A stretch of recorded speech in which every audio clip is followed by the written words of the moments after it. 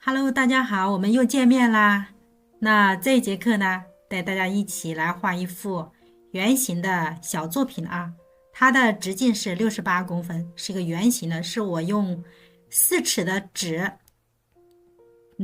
对折一下，然后就两个正方形，然后用一个盆儿吧，把这个纸上一盖，画个圆。然后呢，我们顺着这个圆呢，把周边多余的纸剪掉，剪掉之后呢，就是一张圆形的纸，然后我们在上面呢画一幅小作品啊。那这个小作品呢，直径只有68，这就决定我们不能画太多的花头，我们就画2个大的，一个小的啊。那么最重要的呢，还是要学习如何布局啊。像这种小作品布局就非常简单，可以不用打草稿，你直接用手在纸上呢画一下就可以啊，自己安排一下。一般一个花头就22公分，20到23公分也是可以。在这区间的花头，你在纸上，像这个直径68，所以它一般横向安排2个是最多的，所以不要多安排了啊，2个。然后呢，再加只能往上面画，所以我这个小作品就是这样布局的啊，下面2个，上面1个。如果横着最好不要画3个，画不开。所以你画花头的时候，布局的时候要考虑到你的花头多大，纸多大，这2个要对应起来啊。因为有时候我发现有些同学，我在改作业的时候，我就发现一个问题，就是他的草稿呢，有可能画4个花头，可是那个纸上只能安排3个花头，那这样比例就不合适啊。你在纸上安排的时候呢，把花头的大小在纸上确认一下啊。一般大家手一干是21公分左右，所以一干就代表是差不多花头的直径就够了。这样你们画呢，花头也不会太大，也不会太小，这样就能安排好这个比例关系啊。好，我们现在开始画啊。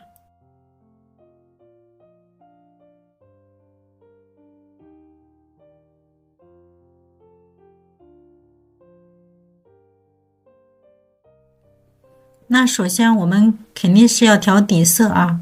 我这个底色是我下午多余的，这个呢是太白调3青，里面有淡淡的胭脂，所以呢它有点偏红色啊，里面加了胭脂。那我们这个花头用什么颜色呢？我一般盘子里有什么颜色我们就用什么颜色啊。那第一个颜色呢，我们可以加个太白，然后笔上呢直接调太白啊。那这个红色是牡丹红，也是盘子里剩余的颜色啊。太白调均匀，调到笔根部，然后再调牡丹红，把这个牡丹红调的淡淡的，调到笔对的1/2的地方。好，牡丹红调完了呢，我们就开始在纸上画啊。我们先框一下，看看画多大个花头。然后呢，首先第一笔画定位花瓣啊，太白调牡丹红，直接画定位花瓣。定位花瓣先画中间1笔，再画右边1笔，接着画左边1笔。一般呢，像这样3笔成一个扇形的花瓣就可以。这样呢，外围边缘线也挺漂亮的。然后紧接着我们要画侧瓣，大家还记得吧？侧瓣左3笔，右3笔。那左边呢，花瓣往右边包，那右边的花瓣呢，往左边包。记住啊。那这笔调完了，我们感觉笔上呢颜色不均匀的时候，我们要及时去补充啊，及时去补充颜色。你看左边中间1笔压线行走，对吧？然后1笔往内，然后再1笔往外，简称左3笔右3笔啊。这个方法记住了，我们画花头特别容易啊，基本上1-2节课就会了啊。所以我们新手同学不要慌，不要急，按照步骤慢慢来。然后右边呢，你看也是先画中间一笔，然后呢再画内侧一笔。那这个内侧可以直接把外侧切出来，也是可以啊。切完了之后，我们再调颜色，把外面这一笔呢也把它画上，对吧？你看，哎，左边侧半也画好了，右边也画好了。我们现在要干什么呢？我们要把这个花头啊丰富一下，所以外侧呢还要加花瓣。那这个侧瓣加的时候呢，要窄一点啊，扁一点，往两边。然后中间是腰线的地方，我们也可以加一点小反瓣。那这个小反瓣是跟我们相对的，所以我一般是会横着画，画扁的。那这个腰线起什么作用啊？它其实就是承上启下作用。所以如果你想要一个花头过渡的好呢，那你腰线的花瓣该往上走的往上走，往上走完了呢，然后再横着往两边走，横着两边走完了，然后呢再往下走。就是腰线你画的瓣呢，要有往上的，往上走的，也有横着走的，也有往下走的。所以呢，以后你画这种小反瓣的时候，就要上中下都要有啊。那么侧瓣呢，内外加中，对吧？这样就跟口诀似的，是不是马上就会了？然后后面这个把它包围起来，这一步非常简单啊，围个圈儿，这个是贼简单。那围圈的时候要考虑用正瓣去围还是反瓣去围，然后也要注意到这个花瓣的最后这个大形啊，大形呢我们不能画平了，我们呢把这个花头画丰富一点，内紧外松。那这个笔尖再加一点牡丹红，切第二层花瓣啊。你看这一层颜色呢比外一层呢要重一点，所以我画的时候笔尖多调了一点牡丹红。如果你这个红色，记住这个地方红色有的同学会加胭脂，你可以加，但是呢量不要多，一点点就够。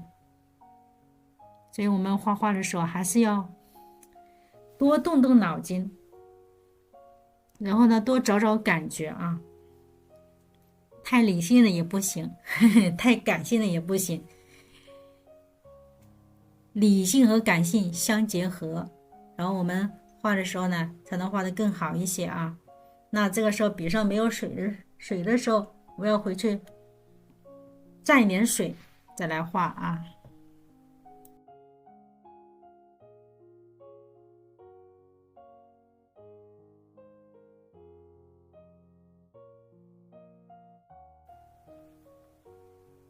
补充点颜色，现在我们要画正版啊。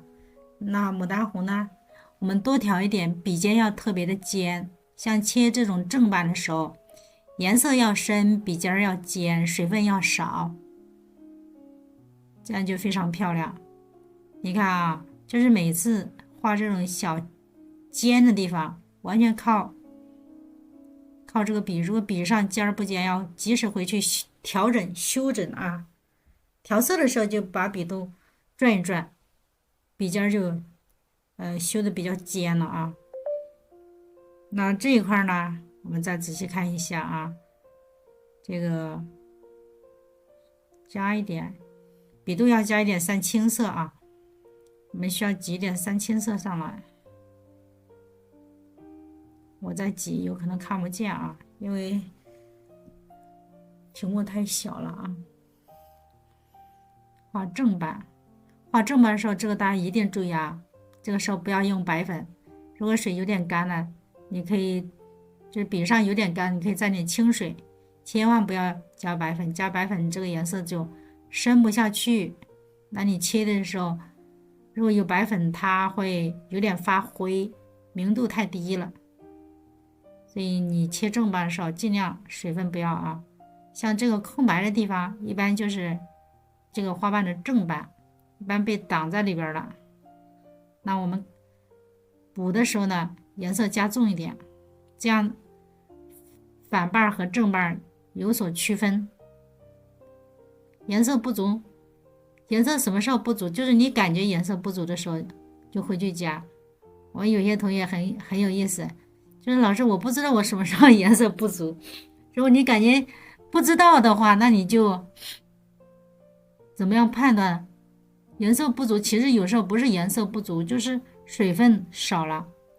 那感觉水分不足的时候，回去加水就可以。一般问题出在这里啊，新手一般就是不知道什么时候该加，什么时候不该加。怎么样判断？就是你画的时候，你感觉这个瓣儿不够滋润了，那你就宁可少画一笔，那你也要回去调整，调整好了再补那一笔。往往90%的人就是因为这个地方，因为刚开始画他觉得很随意，其实你要认真画，每一幅都是精品。那水分不足的时候及时回去补，而不是颜色啊。颜色不，其实有的时候那个颜色还可以画好几笔，你可以继续画，但是这样画没意义，因为水分少了，这个颜色画出来是干枯的。所以你加一点水，再去把颜色调一下，再下笔的话，效果好很多。你看这个笔，这个尖儿的地方啊，笔尖要特别的尖，要尖到1毫米啊。我用的笔就是5公分的，尖儿就特别尖，所以画的时候呢，特别得心应手啊。基本上每一个细节呢，都一笔到位。就是碰到那些小的，我会回来再调整一下。基本上就是我要画哪个地方，都是一笔到位。你像这种大吧，你就把这个笔呢往下压，平着平放，往上推就可以。这样推出来效果是非常不错的。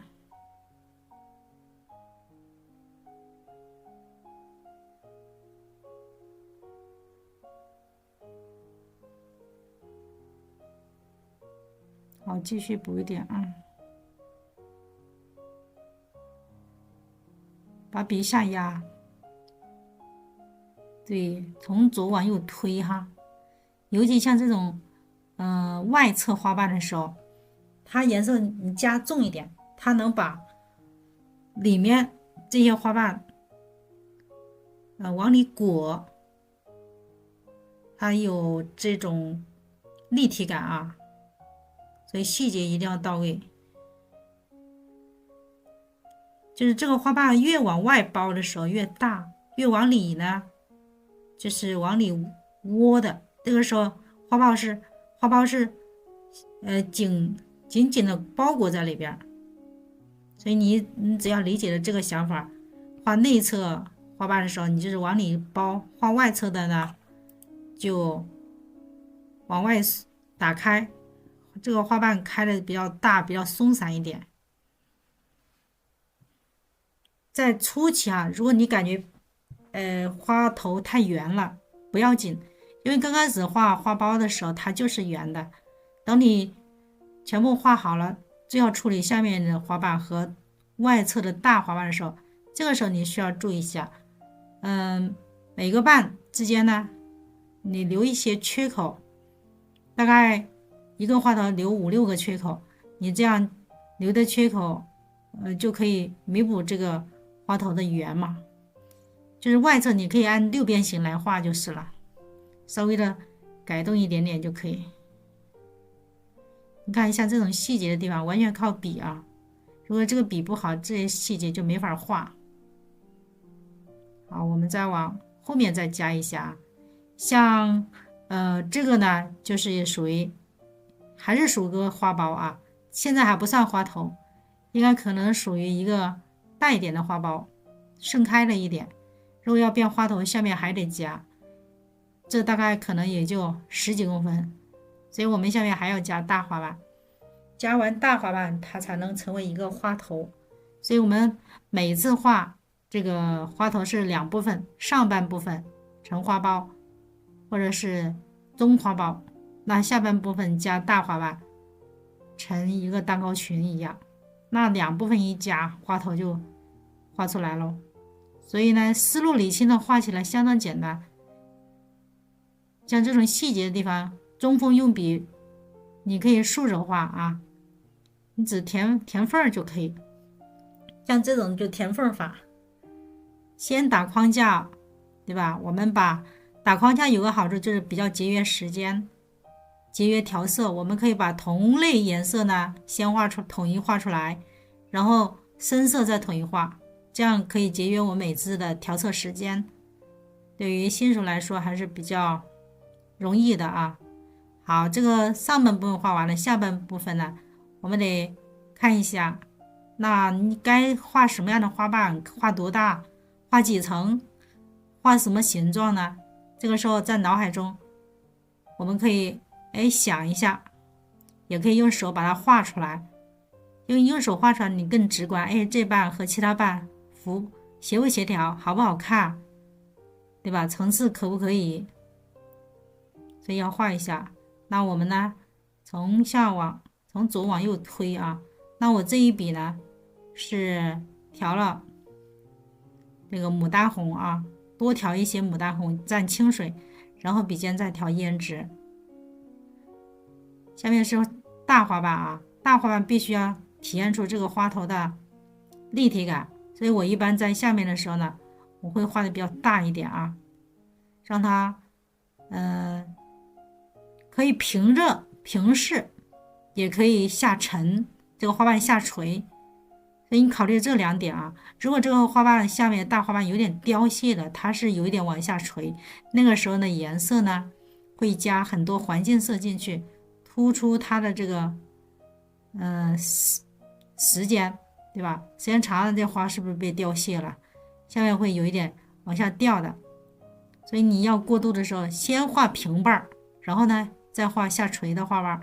下垂的花瓣就像金鱼尾巴啦，或者是你画个弧形啦，都可以。就是重心稍微往下一点，就是在这个花瓣下面再补一个瓣，这样你就可以看得出来老师的怎么处理啊。很多同学就是上半部分和下半部分中间衔接的地方，处理的不太好。那中间衔接的地方，你就把那个瓣横着走就行了。你看我啊，你看我这个瓣呢，右边看这有3个瓣，上面一个往上，对吧？中间一个我平着走，那下面一个我就往下垂，这个就是属于它的这个各个花瓣之间协调这个关系啊。所以你这样画的不可能变形，也不可能不好看的，而且立体感非常强，符合这个花头的这个趋势啊。它有点往右下，有点往右偏的啊。你看我下面呢，这又加了一层，加一层的时候颜色还是要加重一点，这样一加，你看这个花头多有立体感，哪怕左边没画完还是很漂亮。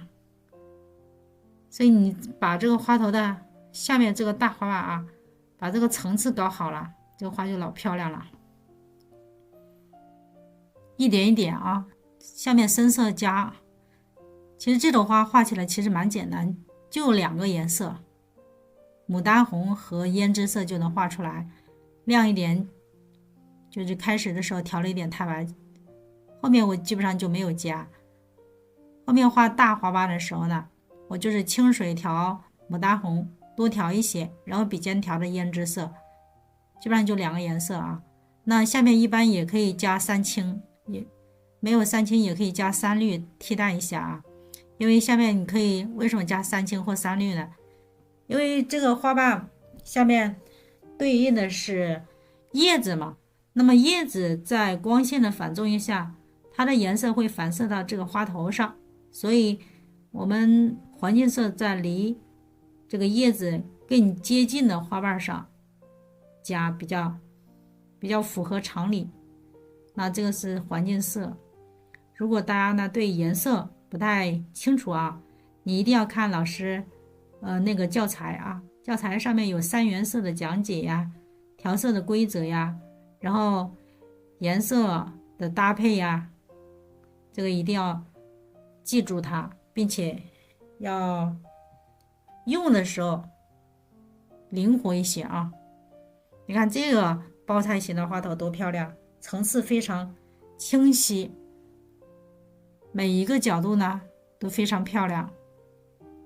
这个花头我挺喜欢啊，我希望大家也能喜欢，希望大家在下面能独立的完整的把它画出来啊，画出来可以给我看一下啊，我特别惊喜大家的进步啊，真的每次看到我们有同学进步我都特别欣慰啊，那说明我们同学非常努力非常用心，也说明老师的这个方法好使有助于老师在这个基础上呢进行改进啊。方法很简单啊，老师领进门了，大家以后呢也要研发属于自己的这个方法啊。虽然我这个方法很好使很好使，但是因为什么，我把这个花头全部分解，把它的结构都分解了，其实就这么简单。其实还可以更加漂亮一些啊，加入光影作用。你看我们现在光影还是少一些，如果我们把这个花头加入光影的作用，那么就可以把这个花头分成3部分，就是最上面浅色，中间过渡色，下面是深色，就是整朵花也可以把它分成3个部分，3个色阶啊，后面虚，前面实和大，中间呢过渡，也可以这样分啊。你看我们这个花头的花型就老漂亮了，你看它呢整体看起来像个圆，但是局部看吧它又不圆，因为我留了很多缺口。一般像这种花我们留5-6个缺口啊，5-6个缺口看起来就是边上有一些缺口，看起来稍微自然一丢丢啊。然后我们之前有一些颜色呢画的过早了，会有一些地方有可能会糊一点，那这个时候我们就笔尖调点胭脂调整一下啊。你看这个花头就相当漂亮啊，这个就是一个牡丹红，这个颜色非常稳啊。好，这是左边一个牡丹红色的花头，其实就是个大红色花头啊。那我用的是这支笔画的啊，5公分的，上面有刻字的啊。一般像这种4尺以内的作品啊，我觉得5公分、5.5公分都能搞定。如果有的同学手比较大，你可以用5.5的啊，手小的你用5.0的。像我手小，我用5.0的得心应手，但是5.5也可以用。那我们右边再画一朵啊，我们看一下位置啊。你看右边可能只能安排一个了，因为这个就是直径68嘛，我们已经占了一个，可能也就30公分，对吧？加空缺30公分，那右边可能只能安排一个啊。但如果你要再安排呢，花苞就得往上走，所以构图这块还是难一点啊。大家想一想，我们这个构图是往下面走好呢，这个花头是往上面走好呢，要斟酌一下啊，斟酌一下。其实旁边再加一个，大家一定要注意啊，或高或低，不要跟它平了。如果你跟这个花头平了，那你就失败了。平了它俩就在构图上就没有错落感啊。一个高一个低，一个大一个小，一个深一个浅，对吧？色彩关系是要协调的。好，我们这个地方画上面啊，右边我们加一个颜色，在我们刚才这些颜色的基础上呢，我们再加一个紫色啊。那么紫色我们是太白，调淡淡的三青，再调淡淡的紫色，这3个颜色混为一体啊，把它调均匀，调得非常浅非常淡，把它揉到笔根部。揉完了之后呢，我们再调这个牡丹红，就让这个紫色呢有一丢丢的偏红。好，我们加一点紫色。那我们右边啊，右边就画一个紫色。我们考虑一下，画个什么形状呢？画个塔式也可以啊，画个塔式的，或者画一个绣球形的，或包菜形的都可以。就无论哪一种都行吧。这个倒是，根据自己喜好啊，画个绿色也可以啊，红配绿，还是紫色吧，红配紫，紫红色还是比较搭。一般呢，黄色配绿色比较好看，黄色配绿色，因为它是统一色调的。一般在一幅作品中，要不就红色系列、蓝色系列、黄色系列的啊，就是颜色暖色调的、冷色调的，这样要分一下啊。你比如说红色突然来一个绿色，不太得劲；绿色突然来一个红色也不得劲。好，我们右边先调点太白在盘子上，再调一丢丢的三青，这个是紫色啊，这是有一点点的紫色，紫色也蛮漂亮的。然后我们再调一点牡丹红啊，三青，这是三青，这是紫色啊。如果不知道的同学呢，可以看那个图啊，太白、三青、太白、紫色，这个是牡丹红。美邦的颜料是没有玫瑰红的，所以我一般用牡丹红。牡丹红老漂亮了，牡丹红配三青紫色是比较亮的一个颜色。我们用的是这四个，还有一个白色啊，对，一个白色。然后深的地方我们会用到胭脂色。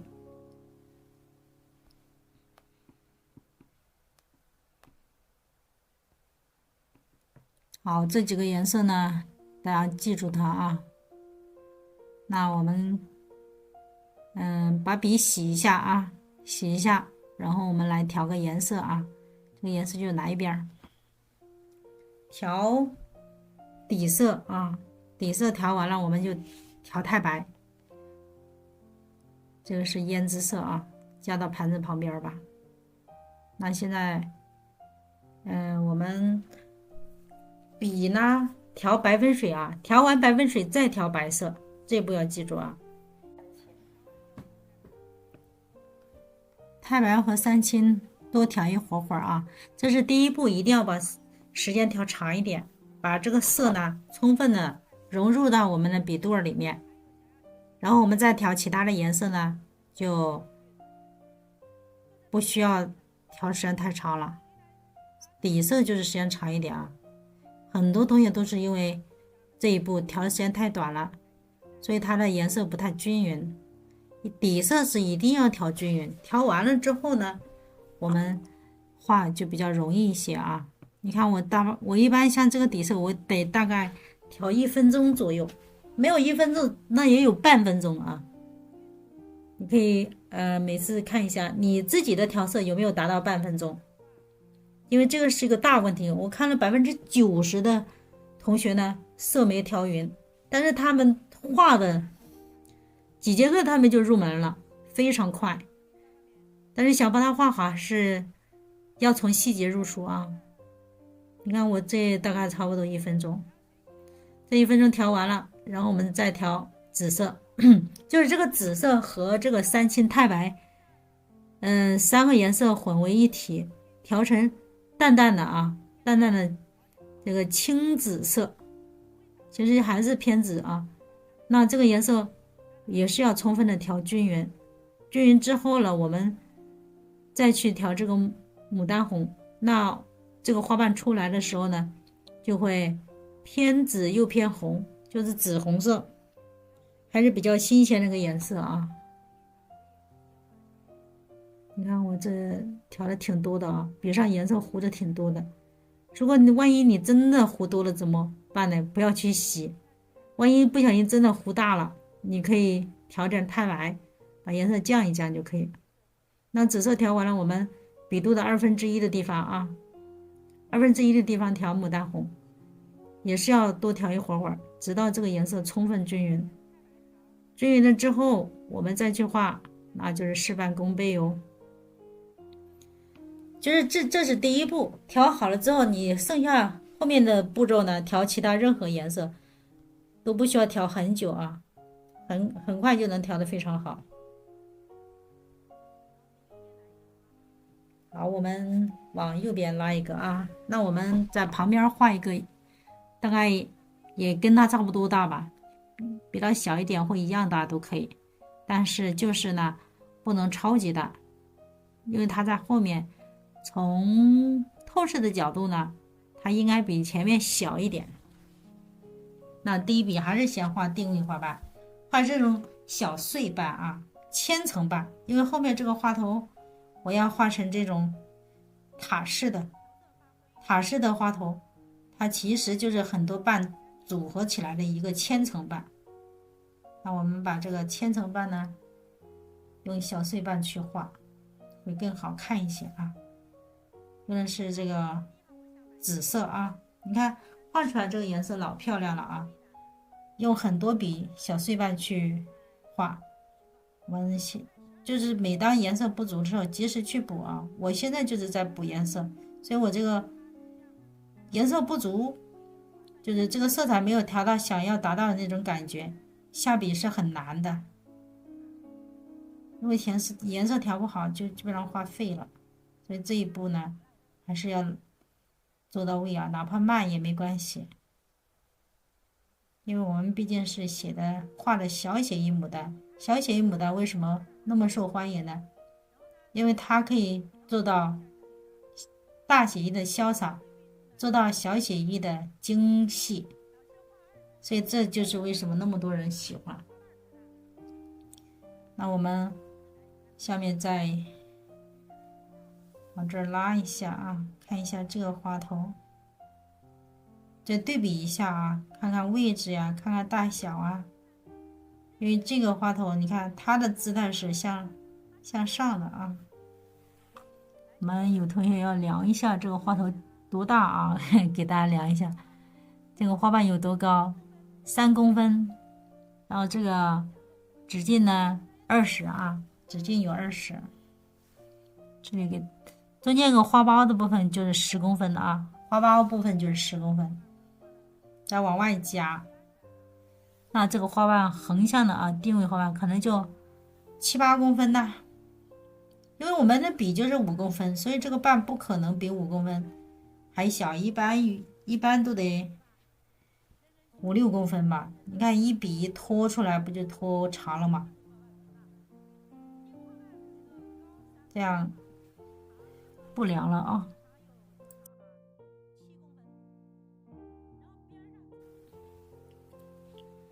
好，我们把这个花头往左边挪一下，我们继续画我们的啊。量一下，大家心里也有个数啊。一般这个花瓣呢，笔是5公分，花瓣肯定比5公分大。你可以把笔一量吧，把这个出锋不是5公分吗？把笔一握倒就知道了嘛，对吧？我们压下去一半儿，那不就是2.5吗？往外再拖一半儿，不就是5公分吗？多简单个事儿哈！你看我这个正尺就是20公分嘛，所以这个花头也就20公分左右，应该不会出错。你如果没有正尺，用手量一下没？因为手一干就是21公分嘛，你花头画到21公分，不是相当漂亮、相当合适吗？对于有些同学要是没数的话，你就记住老师说的啊，手一干就可以。好，我们继续画。那你看这个还是画侧瓣啊，还记得侧瓣老师说怎么画吧？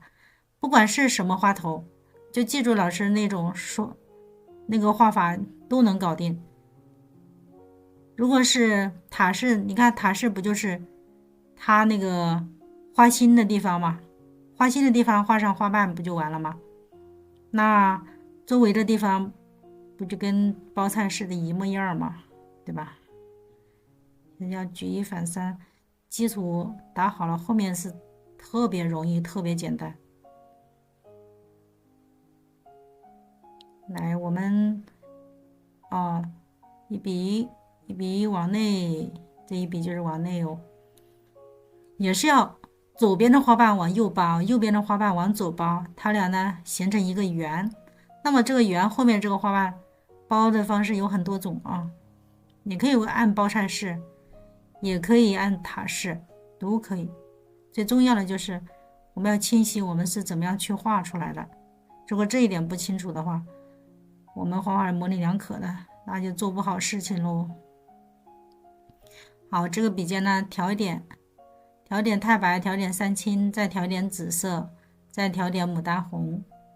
那颜色是一定要调均匀，如果每次颜色调不均匀，画画可费劲了，就是时间花了画不好看，白干了，对吧？好，我们把这个地方呢往里继续啊。那你看这个地方是前，有的同学到这儿不会画，其实你就很简单，前，然后左右，然后我们擦什么后嘛？后面正常来说呢，我们可以按包菜来画。那画球形的、塔式的，把这个画心堵上。它这种堵是用花瓣去堵的啊，画心全部画上花瓣就搞定了，就这么简单呐。这一笔一笔的往后画啊。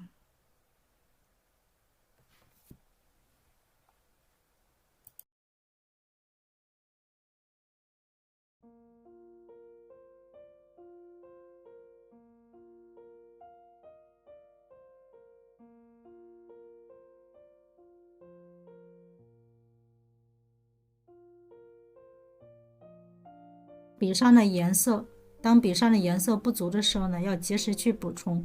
像这种紫红色，就是太白调三青，然后再调紫色，最后一个调这个牡丹红。牡丹红要和这个紫色呢充分的调均匀，但是不要太多哈，一点点就够了，因为太多颜色越深，会感觉这颜色有点脏，有点不好看，所以稍微的淡一点啊。那这个地方是右边，我们从右边往后面切半，切第三层花瓣，这个是正瓣啊，反瓣呢。然后呢，花心这个地方，你看我就用左边画完，左边再画啊，右边画完画左边。你看这样是不是左右都已经被花瓣包围着？然后还剩下一个方向，就是后面的。后面呢，补充颜色之后啊，我们再画。你看这个太白调三青都是调的非常少、非常淡的啊，因为三青调淡色呢，调这个紫色颜色呢，会有点紫蓝、蓝紫色吧，颜色会更加丰富一些，层次好看一些啊。这就是为什么你看有些花越看越好看，就是在颜色上有变化。好，这个地方呢，我们再加一些啊，再加一些这个小瓣啊。后面啊，你看花心这样就包好了，就是前面、左边、右边，在后面。虽然它看起来无厘头哈，有点乱，但是我们自己呢，给它组织一下，就是每画的时候你要想着不至于无厘头哈，因为像这种球形的。它是有一点乱，叫乱中有序。那这个地方颜色已经非常不错了啊，立体感也有了。那现在画这个后面呢，颜色要虚一点，近实远虚，近大远小，要遵照这个规律。然后后面，我们画正瓣啊。那这个时候正瓣，你看。颜色要加重一点啊，从这个反瓣的边缘线去画，笔尖要沿着线上去画啊，尽量把这个空补上。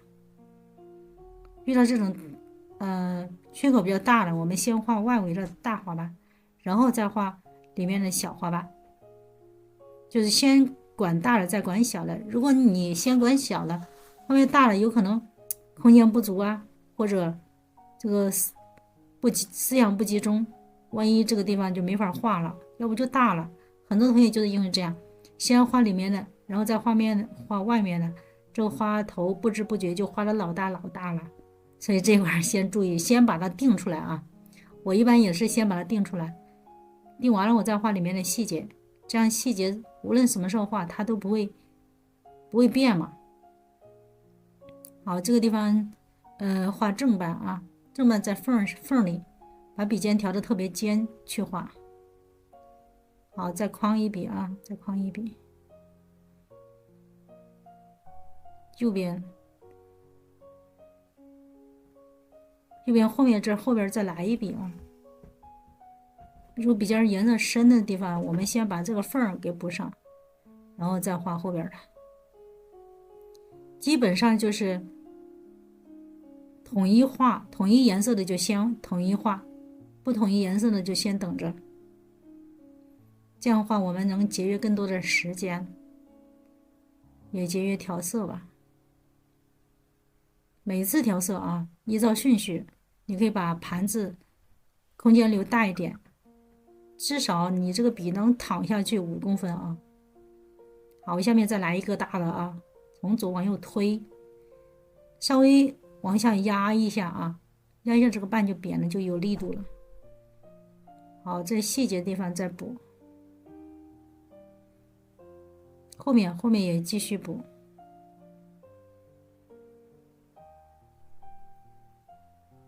好，这缝隙的啊，缝隙它不是没有斑，它是正斑，完全被挡了，看不见了，所以我们可以在缝里面补一些大正斑。后面这个颜色要浅一点啊，尽量浅一点，浅一点你就颜色意味着颜色少调一点。笔尖呢，始终要加上我们想要的颜色啊。按照它的位置啊，你看它有的正斑它颜色深嘛，反斑颜色就浅一点，然后把这一圈后面这一圈啊，把它全部补齐，推笔就可以。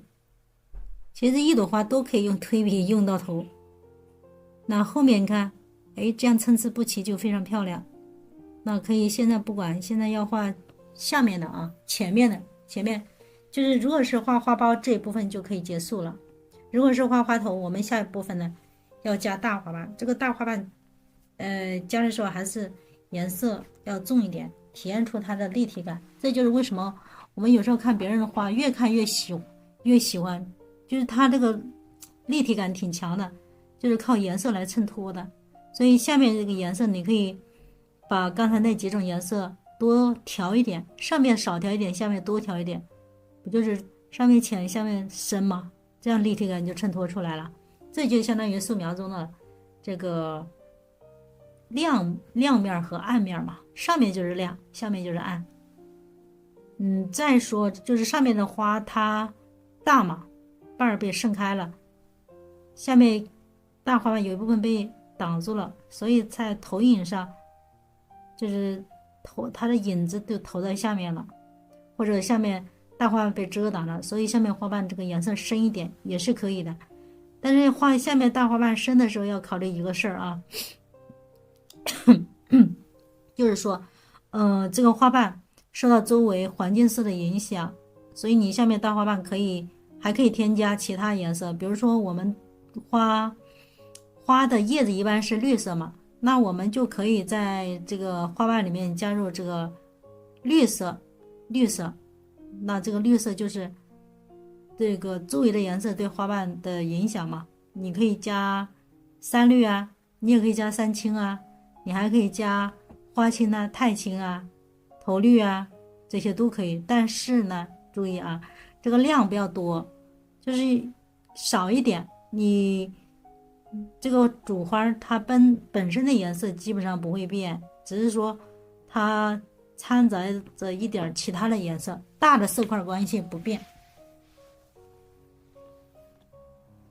这个就啰嗦完了啊，然后接着下面啊，你看下面当你是新手啊，你不知道一眼感觉下面不知道怎么画，或者形儿到底是怎么样子呢？那你就看这朵花，你看我们现在画的就是上半部分啊，上半部分就是花苞，它是往内呢，往内扣的啊，内扣式的。那下面是盛开式的。那么下面盛开式你画的时候需要注意啊，就是腰线的地方，腰线的这个花瓣你可以加一点小侧瓣啦，长一点、扁一点、胖一点、细一点、瘦一点呢，怎样都可以啊。那这个瘦一点往上走，那这个呢是往上，然后中间再来横着走，这是横着，就是说你不能太突然就下来了，感觉就少了点东西似的。所以你把这个腰线往上，然后再横着走，就上中下，你给它分一下，这样你画的这个花头的层次就非常漂亮，与众不同。按照这样的规律，哪怕你是新手小白，从来没有学过的，你也能搞得懂啊。上中下，这就相当于写作文承上启下嘛。你下面来一些大花瓣，不能突然就来，感觉就是突然嘛。所以我们一般像这个地方呢，我们横着往上画一点小反瓣，然后平着走，中间再画一层小反瓣，然后再往下走画一些小反瓣。那下走是往下垂的嘛，这样这个花就是从上到中间到下过渡的非常自然，而且层次也非常丰富。这对于新手来说很容易啊。如果老师不讲这些，你自己的话有可能不知道从何下手，所以你就记住啊，上中下。好，从这个地方啊，这个地方空白的地方是要加一些正瓣，把正瓣一加，这个花的层次还有花瓣这个就更加完美了啊。好，接着往下啊，下面就是画大花瓣，你可以就注意它的造型哦，造型就像蛋糕裙一样。那这个造型你要先手上框一框，大概位置大小呀确定一下，然后呢你再下笔。有的同学到这个地方就是突然就随便画一下，然后就废了，要斟酌啊，因为我们争取在每一次的练习都当着作品来画，练习就是画作品，所以还是要警觉啊。好，继续补充颜色，这个大花瓣颜色要多补啊，还是这几种颜色，你可以量加大一点，量就是调的越多，颜色肯定就越深嘛，越深那不就正好合我们的意嘛，咱们就是要调深一点啊。好，这个地方是胭脂色，一定要多加啊。好，你看这个地方啊，你从左往右推，你看这一笔颜色大，颜色深啊，瓣儿要大，你看马上立体感就出来了，神奇吧？所以画花主要是画颜色的对比啊，所以调色是重中之重哦。如果是新手同学，不要急于画枝干的叶子，先把花头过关，花头过关了，你的自信就来了。如果花头画得好，再接着练下一个项目啊，比如说叶子构图啊，叶子和构图要一起学啊。好，你看这个右侧这个瓣就分得非常好，你看上中下前中后，是不是层次分得非常好？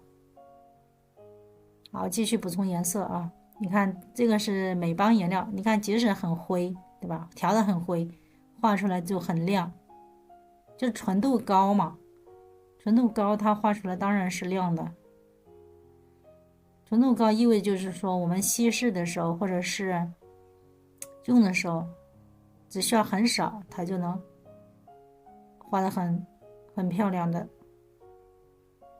好，这个地方呢画小反瓣，然后下面注意啊，下面有那种小的这个正瓣在里面，在缝里。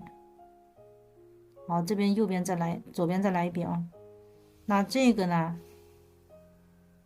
也是先把大形画出来，然后缝里面呢加正瓣，哎，这样就可以了哦。好，下面继续加，哎，加大一点，靠近花边上要小心，笔尖尽量尖一点，水分要少一点，不要蹭到那个花头上搞脏了。好，这个花这个样子基本上到位啊。下面呢就是你可以再加2笔啊，但是我们先把后面嘛，后面看起来我们的虚吧还没有加，好，再加下面加一点太白啊，这个红色就不需要了啊，因为笔里面有一点点，所以我们就调3清，调点紫，后面的颜色浅一点啊。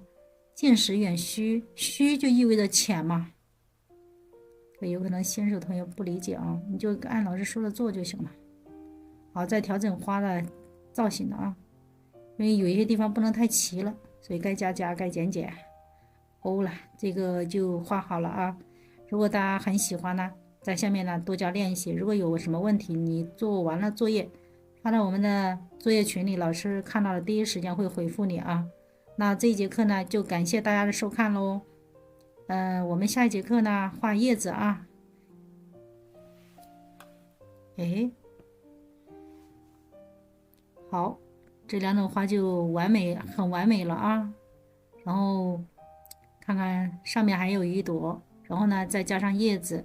那下节课继续啊！感谢大家的观看。